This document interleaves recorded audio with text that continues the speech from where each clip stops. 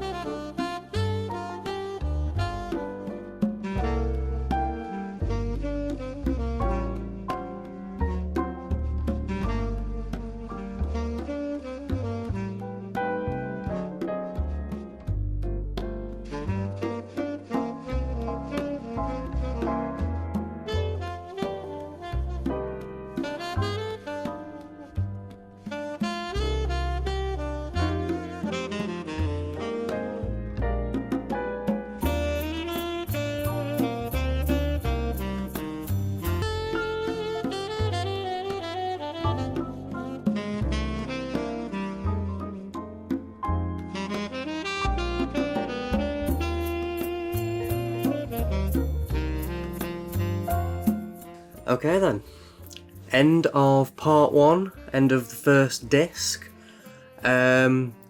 So far, I am quite enjoying it. I'd say it's pretty good. It's split up into 6 acts, this first disc.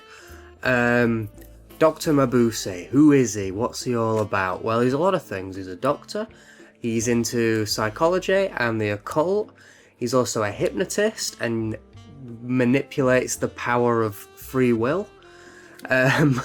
He's also a master of disguise, better than Dana Carvey, and he's a gambler, a cheat, and just an all-round bit of a shit guy, really. We see him sort of donning disguises and using the power of will to cheat at poker and other gambling things to gain money. He targets the rich and sort of lulls them into it. There's the main guy that he targets at the beginning. Name completely escapes me. Just a simple 4-letter name, but I cannot remember it for the life of me. Hull.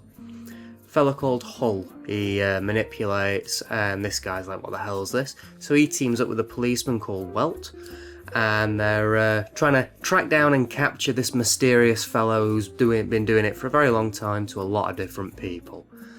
Yeah, all around really good. I think it is suffering slightly in the pacing, but it is a silent film, and I think that it is a flawed medium with the restrictions, silent films, because you do have to pause the action to read the subtitles and such.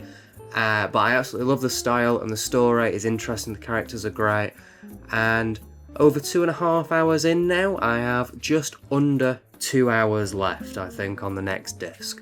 So I'm going to run off to the toilet, which I did in the first hour of that. You might notice that I disappear briefly in the time lapse. Run off to the toilet, make myself a coffee, grab my food, shut the curtains again, and be right back for disc number 2. I will be turning the camera off as well, so brief interlude. See you shortly.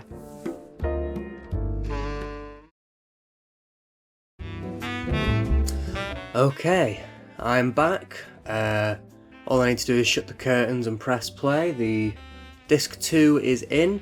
I've got my big salad and many beverages to enjoy for this last part, because I am absolutely famished. It's about 2 o'clock now. Obviously been watching for about 2.5 hours, so I kind of missed lunch, so this is lunch now. And yeah, I think I've got just under 2 hours left, so I'm gonna get started straight away. So I'll see you in another 2 hours.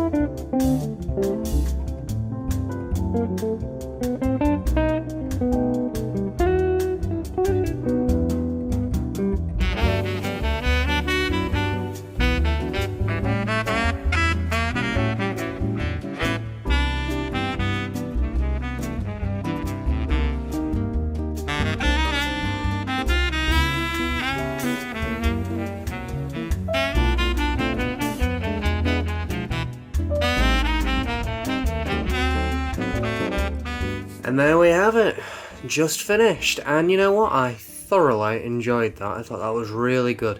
It might have been the easiest sit that I've had for long run time. So the plot carries on directly from part 1. I didn't really delve too much into the nitty gritty of it, but basically in part 1, he swindles this rich guy, and then he sends off this woman who works for him to sort of pretend to fall in love with him and get information from him, because he kind of has a hint that this guy is going to be working with the cops, and he's running away from Weld, I think, or Weld or something like that. Weld, I can't remember what his name is now. Call him Went, I think. He's like the main police guy. He's also schmoozing with this rich couple because he's got a bit of a thing for the Countess, so he uses his mind control to make this Count cheat in a card game, and says that he'll be his psychiatrist, because it turns out he's a psychoanalyst, officially. Dr Mabuse is a psychoanalyst, says on his door. And then he says he'll treat him, but he doesn't, he just convinces this guy to off himself, and then kidnaps the Countess, and sort of tries to make her fall in love with him. A lot of people end up dying. A lot of people die in this, all down to him. He's a bit of a murderer, a bit of a twat, really, this guy. He's a bit of a bastard, but he's a great character. He's really good. Especially like all the different costumes that he's got. Various degrees of old man, sure, but no, I really liked the different disguises that he had and stuff like that. Just added a bit more mystery to the whole thing. It all culminates in he does this performance as a hypnotist to try and kill the police officer. Doesn't really work though, and they hunt down where his hideout is, and there's a big shootout, basically, massive shootout. And I'll spoil it a bit at the end here. I won't say too much, but he doesn't die, and you can kind of gather that that's going to be the case going into this, because this is the first film in a trilogy, with the second film being with sound, and I think, not 100% sure, but I think that the third film's in colour. You got The Testament of Dr Mabuse, which is the second one, and The Thousand Eyes of Dr Mabuse, which is the third. And you know what? After watching that and really enjoying it, I think I'm going to grab the other two after I finish recording here. I think I'm going to purchase the other two films and give them a watch. They're nowhere near as long as this. I think the longest one's like 2 hours. I think the third one's like 2 hours and the second one's like 1 hour and 40 or something like that. This is just ridiculously long. And I think that it is silly long to its detriment as well, unfortunately. I think that this film could have been told in maximum 3 hours, really. I think you could have cut a lot of this. It's more that a lot of scenes sort of overstay the welcome, maybe. They just drag on certain shots a little bit too much for its own good. Like, you get the point, but the scenes still continue, and it's like, come on, we could be having a bit more of a rapid pace for this. But again, I think it's an old film. I think it's a limitation of the times, and also film was new around this era, so I think it's just experimenting with what works and what doesn't. Realised partway through this as well, this film's 1922, which makes it 100 years old this year.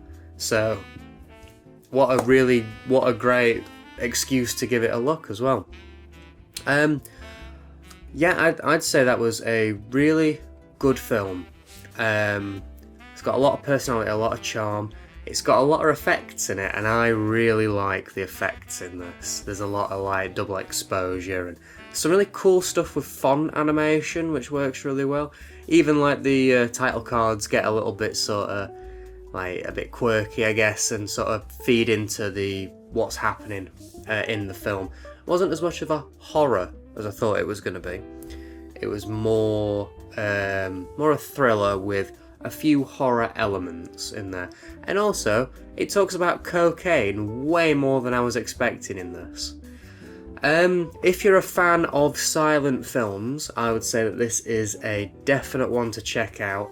Fritz Lang, you can't really go wrong with Fritz Lang if you like your silent era films, and this is no exception. It's fantastic. It was really good. I think I'm going to be rating it on Letterboxd shortly after doing this. I think it's going to be a 4, and I think the only issue is the pacing and the silly length of it, because I don't know when the hell I'm going to rewatch this. Maybe if you do watch it, don't do what I did and watch it in 2 parts like it came out. But yeah, really good film, really enjoyed it. The easiest one I've had to review on this so far, and my experience of watching it was pretty smooth. No issues with the setup, hopefully, unless I go to edit and then something looks really out of place.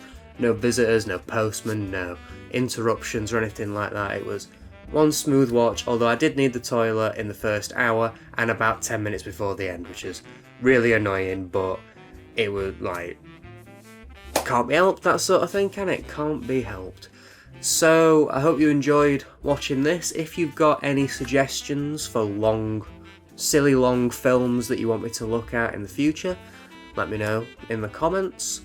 And yeah, thanks for watching. See you next time.